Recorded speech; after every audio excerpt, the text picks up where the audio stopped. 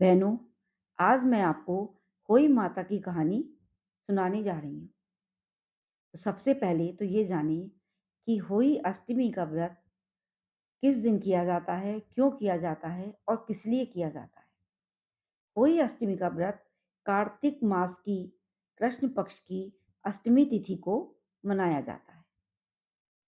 यह व्रत अपनी महिलाएं अपनी संतान की लंबी उम्र की कामना के लिए करती हैं। इस दिन शिव भगवान के साथ और माता पार्वती के साथ माता होई की पूजा की जाती है।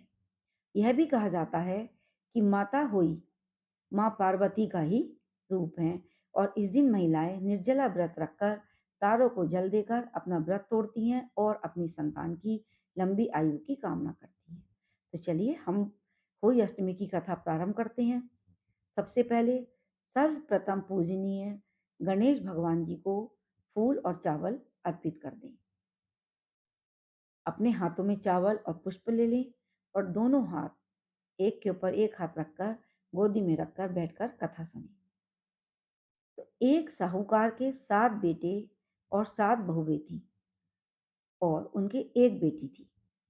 तो सातों बहुएं सातों भाभियां अपनी नंद को बहुत प्यार करती थी और जहां भी जाती थी अपने साथ लेकर जाती थी। एक बार जब भाभियां नंद के साथ मिट्टी खोदने गईं तो नंद से मिट्टी खोदते समय स्याहू के बच्चे मर गए। स्याहू के बच्चे मर गए तो स्याहू रोने लगी, उसे बहुत दुख हुआ और उसने रोते रोते गुस्से में आकर उसको श्राप दे दिया कि उसके जब भी बच्चे होंगे मर जाएंगे और उसका कोई भी बच्चा जीवित नहीं बचेगा। अब नंद जोर जोर से रोने लगी कि मेरे तो बच्चे ही नहीं होंगे। तो नंद ने अपने भाभीियों से कहा कि तुम ये श्राप अब आप सब लोग अपने ऊपर ले लो। सब 5-6 भाभीियों ने मना कर दिया, लेकिन 7वीं भाभी जो सबसे छोटी थी उसने सोचा कि मेरे तो 6 जिठानियां हैं, मैं उनके बच्चों को देखकर खुश हो लूंगी, उनको पाल लूंगी और मेरी नंद है ये बहुत दुखी रहेगी। तो उसका श्राप उसने अपने ऊपर ले लिया और अपने को बंधवा ली। अब जब श्राप उसके ऊपर आ गया तो उसके जब भी बच्चे होते मर जाते। इस तरह उसके एक एक करके 7 लड़के हुए, सातों मर गए। वो बहुत दुखी रहने लगी और बहुत रोती थी कि मेरे बच्चे नहीं हैं। एक दिन उसने पंडितों को बुलवाया और पूछा कि मेरी कोख कैसे खुल सकती है और मेरे बच्चे कैसे हो सकते हैं। तो पंडितों ने बताया कि तुम सुर्री गाय की सेवा किया करो। जब सुर्री गाय प्रसन्न होगी तो उसकी बहन है स्याऊ जिसके बच्चे मर गए थे, तो वो अपनी बहन से कहकर तुम्हारी कोख छुड़ा देगी और तुम्हारे बच्चे जिंदा हो जाएंगे। वो सुड्डी गाय के पास गई और सुड्डी गाय की सेवा करने लगी। कई महीने हो गए, साल हो गए। तो सुड्डी गाय बोली कि तुम इतने दिनों से मेरी सेवा कर रही हो, तो क्यों कर रही हो और इसका क्या कारण है। पहले तो उसने कुछ नहीं बताया, लेकिन जब सुड्डी गाय ने बहुत जोर देकर पूछा कि बताओ क्या बात है, तो उसने बताया कि मेरी नंद से स्याहू के बच्चे मर गए और उसका श्राप मैंने अपने ऊपर ले लिया और मेरी कोख बन गई और मेरे बच्चे जब होते हैं तो मर जाते हैं। उसने कहा अच्छा ऐसी बात है। तो उसने कहा ठीक है कल सुबह आना। जब वो सुबह उसके घर गई तो सुर्री गाय उसको लेकर बावनी उजाड़ी गई अपनी स्याहू की बहन के पास, स्याहू के घर। अपनी बहन के घर गई स्याहू के पास। तो स्याहू उसे देखकर बहुत खुश हुई और बोली तुम तो बहुत दिनों में आई हो। उसे बैठाया, फिर बोली कि ये तुम्हारे संग जो आई है औरत ये कौन है। उसने कहा ये मेरे घर रहती है और मेरी सेवा करती है, इसे तुम अपने पास रख लो और यह तुम्हारी सेवा किया करेगी। उसने कहा ठीक है। तो वो औरत जो है स्याऊ के घर रहने लगी। स्याऊ के घर रहते रहते उसे कई महीने हो गए उसकी सेवा करते करते, और स्याऊ बहुत उसकी सेवा से खुश थी। लेकिन वो औरत जो है हमेशा दुखी रहती थी क्योंकि उसके कोई बच्चा नहीं था और जो बच्चे हुए थे वो भी मर गए थे। तो स्याऊ एक दिन बोली कि तू मेरी इतनी सेवा करती है, मैं तेरी सेवा से बहुत खुश हूँ, लेकिन तू इतनी दुखी क्यों रहती है। हर समय दुखी रहती है, कभी खुश नहीं होती, कभी हंसती नहीं, क्या बात है। पहले तो उसने मना किया कि नहीं कोई बात नहीं है, लेकिन जब स्याहू ने बहुत जोर देकर कहा कि नहीं कोई तो बात है, इतने दिन से मैंने हंसते हुए नहीं देखा, तो वो औरत बोली कि ऐसे-ऐसे मेरी नंद से तुम्हारे बच्चे मर गए थे और तुमने उसे श्राप दे दिया था कि उसके कोई भी बच्चा ज़िंदा नहीं बचेगा।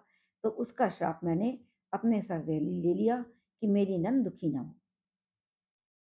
तो अगर तुम खुश हो और प्रसन्न हो, तो मेरे बच्चों को ज़िंदा होने का वरदान दे दो।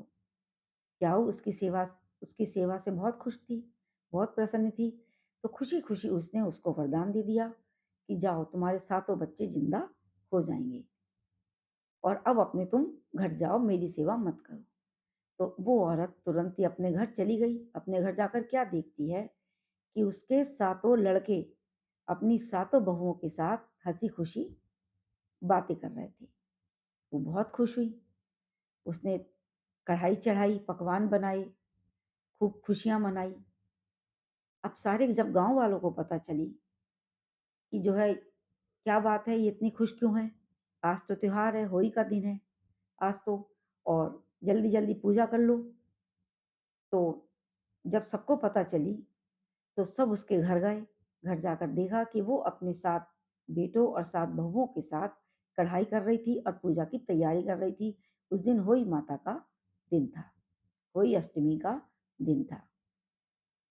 गाँव वाले तो ये सोच रहे थे कि होली अष्टमी का दिन है, त्योहार कर लो, नहीं तो ये रोने लग जाएगी। लेकिन जब जाकर देखा, तो उसके तो सातों बहुएँ और सातों बेटे सब ज़िंदा थे, सब हँसी-खुशी बात कर रहे थे।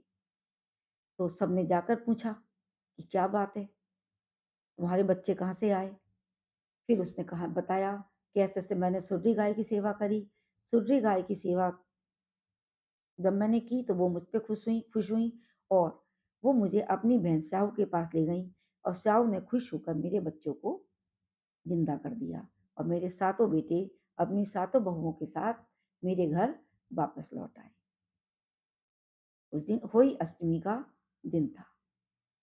तो गाँव वालों ने हर नगर में जाकर ढिंढोरा पिटवाया कि जो भी कार्तिक मास की कृष्ण पक्ष की अष्टमी तिथि को व्रत करेगा, पूरे दिन निर्जला व्रत रहेगा, तो उसके बच्चों की लंबी आयु होगी और उसके संतान हमेशा खुश रहेंगी और कभी कोई दुख नहीं होगा। इस तरीके से कार्तिक मास की कृष्ण पक्ष की अष्टमी को होई माता की पूजा होने लगी और उनके साथ माता पार्वती और शिव जी की भी पूजा होती है। कहानी कहने वाले पर, कहानी सुनने वाले पर, सब पर होई माता प्रसन्न हो और जैसा वरदान स्याहू ने उस औरत को दिया, ऐसे ही और उसके सातों बच्चे जीवित हो गए, खुश हैं। उसी तरीके से और सबकी संतानें भी खुश रहें, उनकी लंबी आयु हो, दीर्घायु हो और स्वस्थ रहें। होई माता की जय। जिनके भी हाथों में चावल और पुष्प हैं, चावल और पुष्प को अपने जल के पात्र में अर्पित कर देवें और तारों को देखकर अपने व्रत को खोल लें।